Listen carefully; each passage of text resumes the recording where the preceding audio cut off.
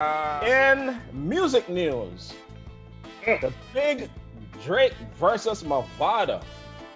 First of all, for two entertainers like that, that basically at the top of their game. I just came across a story like yesterday that there was a beef between them. Before I kind of read some of the details around what happened, do y'all think in general that beefs, whether it be Bound to Being in 20 years ago, not the friendly thing that's going on now, or Mavado Cartel, or Pac Biggie, do you think those things are good for music? Or do you consider it a negative? I personally think it's good for music as long as it doesn't lead to any violence or anything outside of music. When you think about the early beginnings of hip hop, it originated from battles. I mean, they were two MCs going head to head, and they were trying to, literally rip each other's head off, and to the victor goes the spoils. So definitely the origins of hip hop, that's where it started. Now, well, I'm gonna let you talk about the beef before I even get into more stuff, because I did my research after you mentioned that to me a little bit earlier. But yeah. Yeah, okay. Before I speak my piece, what do you think, Joe? So I definitely agree with Tex.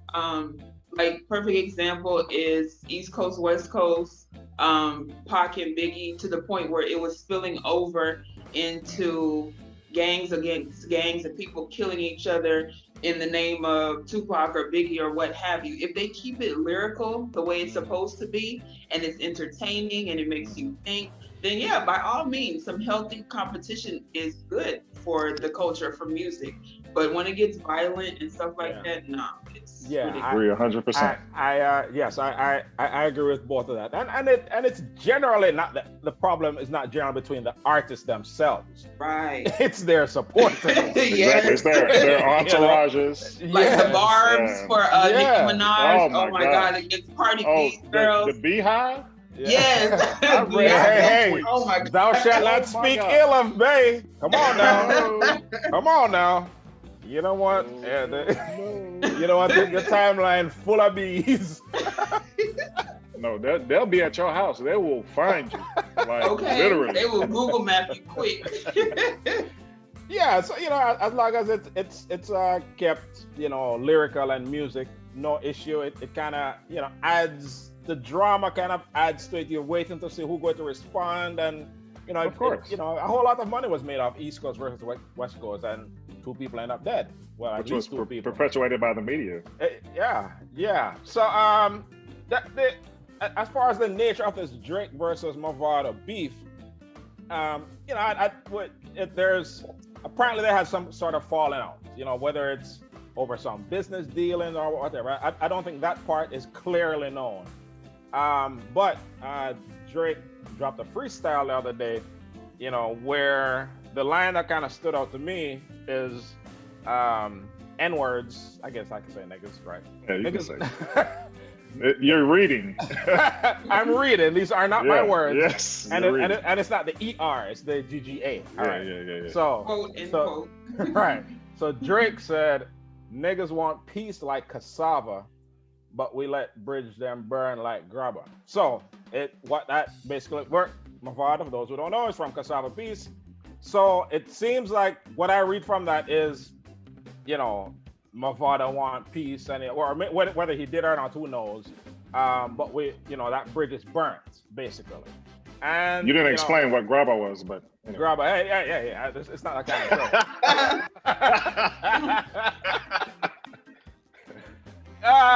show. So that was a freestyle that Drake dropped, and now Mavado came back guns blazing. Oh man. I'm trying to find his. So let me find the lyric. You can't talk about. Yeah, I went to even go look at the lyrical content, and then I found actually where he voiced it, and Mavado is just mad for this. He's just angry. There's something I want to give him a hug, like, bro. Yeah. Like, David Brooks. is Vex. it that serious? Yeah. Yeah. So, what is the line? What's the line himself about? Dyke trying, but you'll never be a yard man. But the lyrics of the song are one thing, but he made an Instagram post, Mavado, saying, dancehall is my job. I've been a superstar for over 15 years and created countless hits. You are not from dancehall. You have no power in dancehall, and everybody know who introduced you to dancehall. So don't feel like you can come disrespect girl and take that out of your brain and don't do it again, right? And there's a lot more, but so now everybody's wondering, what's going to happen next? Is Drake going to respond, or am I just going to say I'm above that and move on? Right now Drake has an L, right now, just lyrically right now he has an L. You know what I mean? So yeah, one of many. Yeah, well, he didn't respond to that, but yeah, I think he was talked out of responding to that one. I listened to both, and while I did hear Drake's song a couple weeks back, and I did hear that lyric, I didn't think it would lead to this. Yeah, So clearly it's about more than that lyric. Yeah, because after you mentioned it, I kind of did some research, and one article said, because basically, I think in 2010, Drake and Mavado did a video together of one of Drake's songs. It was a good video, movie video, and everything. Mm-hmm. And so they said that Drake's beef with him is that he donated $25,000 in the hands of Mavado to create some kind of rec center in Cassava Peace, and that never materialized. Mm-hmm. So that's they say. Right. We don't know if that's true. We don't know if that's true. And then the next article I read, which I don't even know if this is true, because I think they're going off of what Mavado is saying, is that it's over a girl or what may have you. Now, yeah. I mean, if it's over a girl, come on now, we too old for that. Yeah. But that's ridiculous. So whatever the situation is, I think both of them should, take the opportunity and capitalize on it. Marketing is marketing. Just, leave it there. Now, I really don't think Drake is going to respond, because after listening to the song that he made the comments on, it seems like he got a lot of help. Now, surprise, surprise, that's, we're talking about Drake. But you think Cartel helped him? Not Cartel, but who's close to him. Yeah. Right? That's true. Right? Poppy, yeah.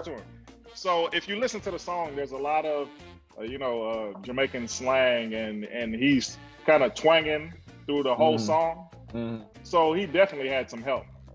And the other thing I thought about it is, like, what does Drake know about Cassava Peace? That's not hard for him to know. If he's been around them, Toronto is pretty West Indian, right? True. So if he's from Toronto his whole life, and he's spent time in Jamaica, and him and Mavado were boys. I just think with that whole Close, song, I don't know. There was a lot of help. Yeah, there was a lot of help there. Yeah, and, to put things in context and right to make it make sense and to flow and things like that. Now, when I listen to Mavado's song, he's just angry. I'm just like, come on, dog. It's a sport. He was going for his head. Like Mike Tyson, I want to eat your kids type. Yeah, it was ridiculous. But anyway, so I it's from Mavado's end. It's all like it's a real issue. Yes. Because one little lyric in a song don't do him so. Right. So whatever that real issue is, who knows? And the thing, Popcorn and Mavado are enemies. Popcorn and Drake are friends. So Drake kind of friend up both of them. Drake. Yeah. At some point, but hey, we'll never know the real story, but hopefully we get some entertainment. Hey, money and girl cause all kind of war in the world from beginning of time. So hey, something to you that. So that's music news. The Drake Mavado beef. I keep it lyrical, keep it entertaining. Don't make it country versus country and culture versus culture. Keep it music, and hey, you know, we'll roll from there.